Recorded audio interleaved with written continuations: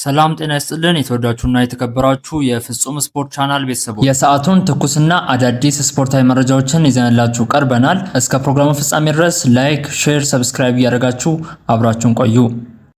አርሴናል ለሻምፒዮንስ ሊግ ፍጻሜ ደረሰ። ለሻምፒዮንስ ሊግ ግማሽ ፍጻሜ የመልስ ጨዋታ አርሴናል ከአትሌቲኮ ማድሪድ ጋር ያደረገውን ጨዋታ 1-0 በሆነ ውጤት ማሸነፍ ችሏል። የመድፈኞቹን ብቸኛ የማሸነፊያ ግብ ቡካዮ ሳካ ከመረብ ማሳረፍ ችሏል። አርሴናል የደርሶ መልስ ጨዋታውን በድምር ውጤት 2-1 አሸንፎ ለሻምፒዮንስ ሊግ ፍጻሜ መድረስ ችሏል። መድፈኞቹ ከ20 ዓመታት በኋላ ለመጀመሪያ ጊዜ ለአውሮፓ ሻምፒዮንስ ሊግ ፍጻሜ ደርሰዋል። አርሴናል ፍጻሜው የፒኤስጂ እና ባየር ሙኒክን አሸናፊ የሚገጥም ይሆናል። አርሴናል ለአርቴታ ሐውልት ማቆም አለበት ሲል ሽናይደር ተናገረ። የቀድሞ ተጫዋች ሽናይደር አሰልጣኝ ሚኬል አርቴታ ቡድኑን ለፍጻሜ ማብቃታቸውን የማይታመን ነው በማለት ተናግሯል። አርሴናል ለአርቴታ ሐውልት ማቆም አለበት የሚለው ሽናይደር በዚህ ቡድን ለሻምፒዮንስ ሊግ ፍጻሜ መድረሳቸው የማይታመን ነው ብሏል። በጋራ ታሪክ ሰርተናል ሲሉ የአርሴናሉ አሰልጣኝ ሚኬል አርቴታ ተናገሩ። የአርሴናሉ ዋና አሰልጣኝ ሚኬል አርቴታ አስደናቂ ምሽት ነበር ሲሉም ከጨዋታው በኋላ ተናግረዋል። አስደናቂ ምሽት ነበር ያሉት አርቴታ በጋራ ታሪክ ሰርተናል ሲሉ ለፍጻሜ በመድረሳቸው እንደተደሰቱም ገልጸዋል። ደጋፊዎቹ እያንዳንዱ ንክኪ በጋራ ተጫውተነዋል ያሉት አሰልጣኙ እንደዚህ አይነት ነገር ስመለከት ለመጀመሪያ ጊዜ ነውም ብለዋል። አክለውም ከ20 ዓመት በኋላ ለፍጻሜ ደርሰናል። ከሳምንታት በኋላ ቡዳፔስት ላይ አስደናቂ ቀን እናሳልፋለን ሲሉም ተደምጠዋል። ዳኛው በጨዋታው ጥሩ ነገር ሰርተዋል፣ ከዚህ በላይ የምለው ነገርም የለም ሲል አሰልጣኝ ሚኬል አርቴታ ተናግሯል።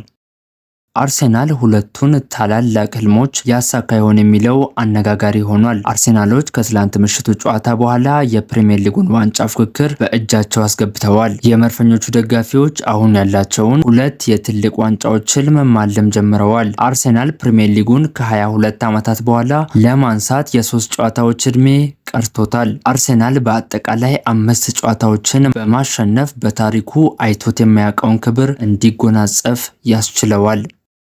በሪያል ማድሪድ ውስጥ በአሁኑ ሰዓት ያለው ድባብ አስከፊ በሚባል ደረጃ መሆኑ ተገልጿል። በተጫዋቾቹ ውስጥ ፍርሃት እንደሚታይ ሲገለጽ፣ ይህም በቀጣዩ የኤል ክላሲኮ ጨዋታ ላይ ተጽዕኖ እያሳደረ መሆኑም ተነግሯል። ከኤል ክላሲኮ ጨዋታ በፊት ቡድኑ ውስጥ ያለው የቡድን ስሜትና አብሮነት አነስተኛ መሆኑም ተዘግቧል። በቡድኑ ደስተኛ ያልሆኑ በርካታ ተጫዋቾች መኖራቸውን ለክለቡ ቅርበት ያላቸው ምንጮች ዘግበዋል። በሌላ በኩል አሰልጣኝ ጆዜ ሞሪኒዮ አሁንም ቀዳሚው እጩ አሰልጣኝ ሆነው እንደሚገኙ ተዘግቧል። ይሁን እንጂ ሪያል ማድሪድ መጨረሻ ላይ ማንን አዲስ አሰልጣኝ አድርጎ ይሾማል የሚለው እስካሁን ግልጽ አይደለም።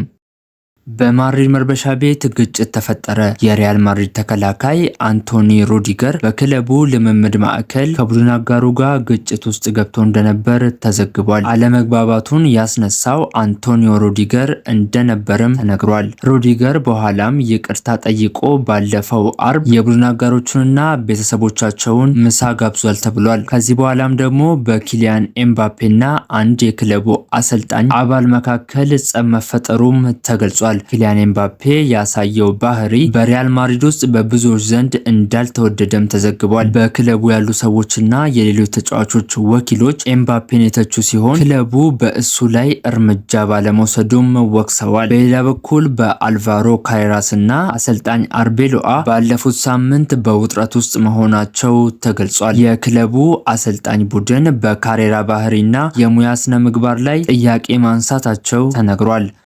የሲቲ ተጫዋቾች ድጋፍ አድርገዋል። የማንቸስተር ሲቲ ተጫዋቾች ለማህበረሰቡ በጎ ዓላማ የሚውል የገንዘብ ድጋፍ ማድረጋቸውም ተገልጿል። ተጫዋቾቹ የለገሱት ገንዘብ በከተማው እርዳታ ለሚያስፈልጋቸው ታዳጊዎች እንደሚውልም ተነግሯል። በአካባቢው ያሉ ሰዎች መርዳት ሁልጊዜም አስፈላጊ ነገር ነው፣ ህፃናት ለእኔ ትልቅ ቦታ አላቸው ሲል ሮድሪ ተናግሯል። ማንቸስተር ሲቲ ከብሬንትፎርድ በሚያደርገው ጨዋታ የቡድኑ አሰላለፍ ንድፍ የዓመቱ እንደሚዘጋጅ በህፃናት የተሳለ እንደሚሆንም ተዘግቧል።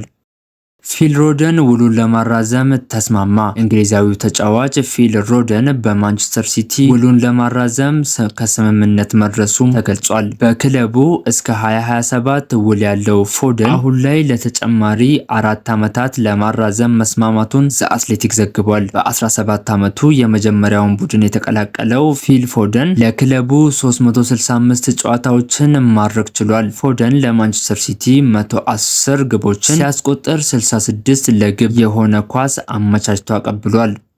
የዋንጫ ፉክክሩ ገና አላበቃም ሲሉ ጋርዲዮላ ተናገሩ። የማንቸስተር ሲቲው አሰልጣኝ ፔፕ ጋርዲዮላ ቡድኑ ትላንት በጣም ጥሩ እንቅስቃሴ አድርጓል ሲሉም አድንቀዋል። በሁለተኛው አጋማሽ ቡድኑ ትንሽ ተቀዛቅዞ እንደነበር የገለጹት ጋርዲዮላ ጎል ሰጥተናቸዋል፣ ከዛ በኋላ ወደ ጨዋታው መመለስ ችለናልን ብለዋል። ስለ ዋንጫ ፉክክሩ የጠየቁት ጋርዲዮላ ሁሉም ነገር አብቅቷል እስከሚባል ድረስ እንቀጥላለን ሲሉም መልሰዋል። የዋንጫ ፉክክሩ ገና አላበቃም፣ ነገር ግን አሁን በእኛ እጅ አይደለም ሲሉም ጨምረው ተናግረዋል። ዴቪድ ራያ የወርቅ ጓንት አሸናፊ ሆኗል። የአርሴናሉ ግብ ጠባቂ ዴቪድ ራያ የዘንድሮው የእንግሊዝ ፕሪሚየር ሊግ የዓመቱ የወርቅ ጓንት አሸናፊ ሆኗል። ዶናሩማ ዛሬ ግብ ማስተናገዱን ተከትሎ ዴቪድ ራያ አሸናፊነቱን አረጋግጧል። ዴቪድ ራያ በዘንድሮ ውድድር ዘመን እስካሁን በ17 ጨዋታዎች ላይ ግብ ሳይቆጠርበት መውጣት ችሏል። የመድፈኞቹ ቁጥር 1 ግብ ጠባቂ ዴቪድ ራያ ለሶስተኛ ተከታታይ ዓመት ማሸነፍ ችሏል።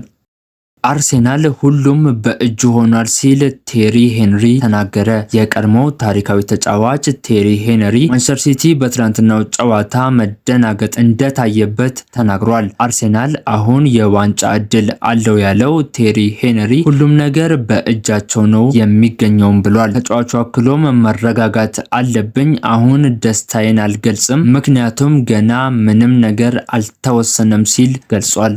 ለሰዓቱ ያጠናከርናቸው ዜናዎች እነዚህን ይመስላሉ። አብራችሁኝ ስለቆያችሁ ከልብ አድርጌ አመሰግናለሁ። መልካም ምሽት ተመኘውላችሁ።